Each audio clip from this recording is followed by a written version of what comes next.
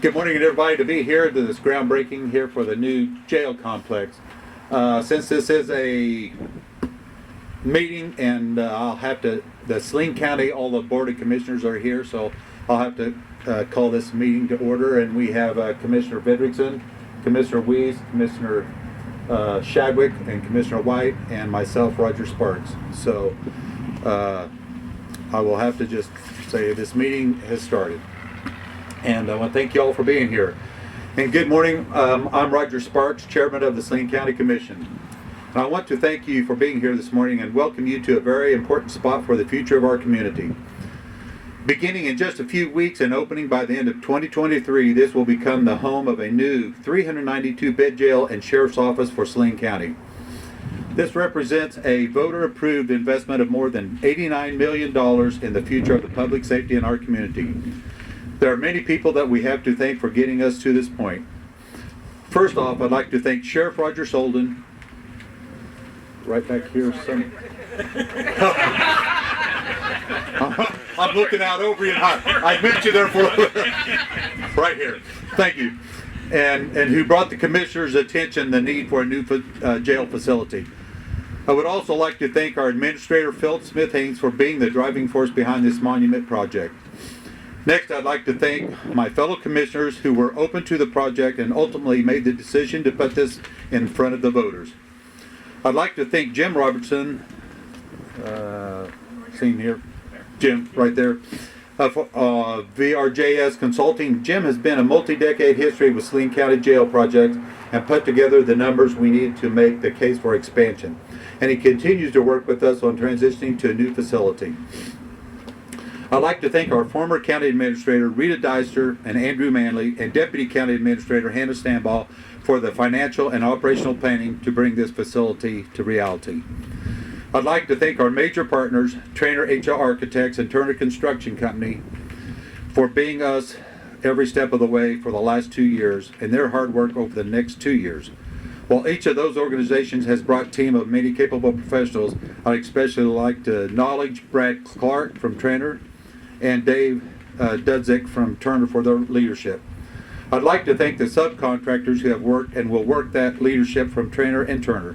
We are pleased that this project will have a positive economic impact of North Central Kansas, and I will note that we have another contractor outreach coming up next Wednesday, November 3rd at 1:30 at the Expo Center.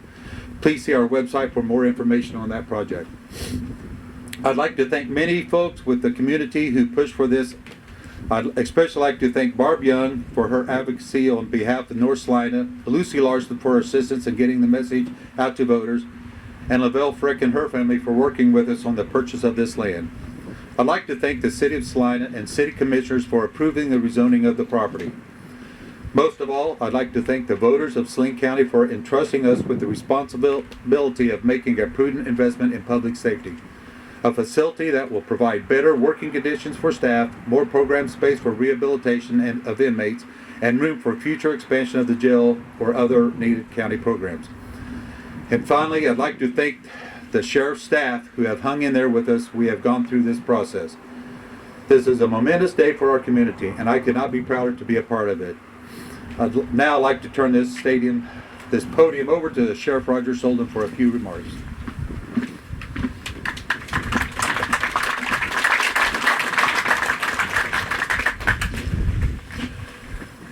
Thank you, Roger. Well, this is a pretty exciting day for me. This has been a long time coming. I think we probably should reflect back on former Sheriff Glenn Kokonowski. He really started the ball rolling in 2011, and we spent a lot of time working at that time in public forums, and we did all the things that we thought we needed to do to get this in front of the voters. And in 2014, that referendum failed, unfortunately. But in hindsight, that project wasn't big enough at the time, and I kind of had that feeling, and it's going to work out. This has really worked out well. Very excited for this was our first location we picked, and it worked out good that we actually were able to get it. We've had a lot of things happen in the last 10 years, 11 years that have been positives out of this. We've had drug court come out of this and pretrial services that have come forward from this. thanks to the help with the county commission and Jim Robertson's leadership in those areas. We have had quite a partnership with the public, and we've had a lot of input from the public, and I see some of those faces here today, and a lot of that guided where this project's going. We tried to meet the needs of the future. This thing is more than just a bigger jail. It's going to provide some spaces for the staff.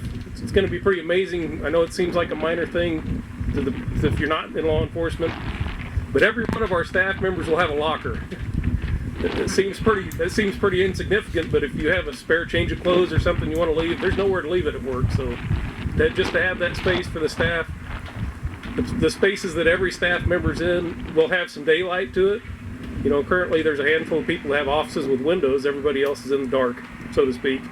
They're in a building, but you spend 12 hours with no daylight. That's tough. And they're going to have a break room that's in an area that's not accessible, not exposed to the public or anyone else, because if you work that long with people, you need a time to unwind and maybe not have people around. For the inmates, we're going to have those beds for special needs that has really been a need coming in hard in the last few years. We also have a great medical unit, which we've never had, so that we'll have that space for those inmates with special medical needs. And we'll have that programming space that's going to be in this jail that we really need. We've had a little space now, but it's been taken up with court appearances and everything else. So the special needs and the programming is a big part of this, and that's what we heard from the public repeatedly, and I'm happy to see that we were able to incorporate it. I've got a list of people that I'd like to thank. That's going to sound a lot like what Mr. Sparks said, and I can see him, he's standing right here. But the county commissioners as a group, I appreciate their support, and they took time to listen. But also individually, because they all took time out of their busy lives to tour other facilities, to come and see me when they had questions. You know, it wasn't like they just voted on something. They actually studied this problem, because nobody wants to spend, or even put it in front of the voters to spend this kind of money if it wasn't important to the public. So I appreciate the work you five guys have done. The architects, Jeff Lane and Brad Clark with Trainer, they've done a great job. Brad in particular has had his ears open, and I appreciate you, Brad. Dave Dudzik and his crew from Turner Construction. Lucy Larson and Barb Young were instrumental from the citizen side of this, and I would consider them my angels, because we didn't have many last year, but they were there for us, and they really helped spread the word, and thank you. Jim Robertson, the consultant, he's suffered through this and had a lot of phone calls with me, talking me off the ledge or whatever, but keeping it heading forward, and I appreciate Jim's leadership. And then we have the county administrators. And Rita Deister, she's not here. I don't see Rita here, but Rita did her part as a commissioner, or as an administrator, and then once she retired, most people would go retire and drink coffee and work in their garden, which she did. But she also volunteered, came to all the meetings that we had, and took tours, and she had her input with this, and she was appreciated. Former Administrator Andrew Manley, who took his time and kind of led the commission to the CM at Risk, which I think is a great way. That's the way this project went, and I appreciate his time. Hannah Stanbaugh, for her short period as a county administrator, interim, but she did a great job, and that's how Turner landed here. And she also produced a lot of social media posts, including Saturdays in the Slammer, which was her idea, and appreciate that. And then there's Phil. Where's Philip at? Did he go hide? He is too short to see. But Phil kind of got handed all kinds of good things. He got handed the jail. He got handed COVID. How's that working out for you, Phil? But Phil went to almost every public presentation that I gave, and he picked the ball up right at the very end. It's kind of like passing it off at the 10-yard line on 4th and goal, and Phil really helped me carry that ball over, and I appreciate him. But the other involved members of the county staff and the sheriff's staff that's been involved in this project, particularly the command staff and Tina Miller, for all the years that she's served with us, their knowledge really helped us do the planning with Brad, and we think we've come to a really great place. but most of all, the citizens of Saline County for stepping up and supporting local law enforcement, supporting this project, and helping us get this passed. Thank you.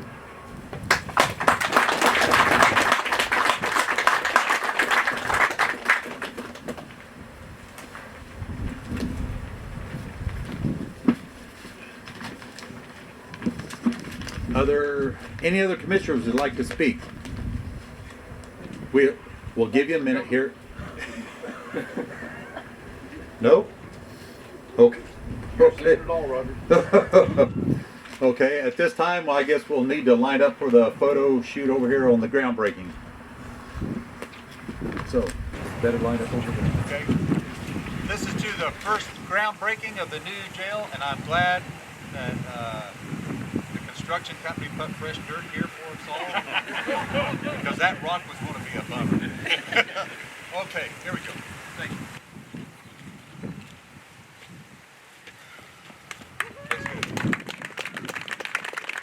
Now, are these souvenirs that we get to take home? Get to work. Okay.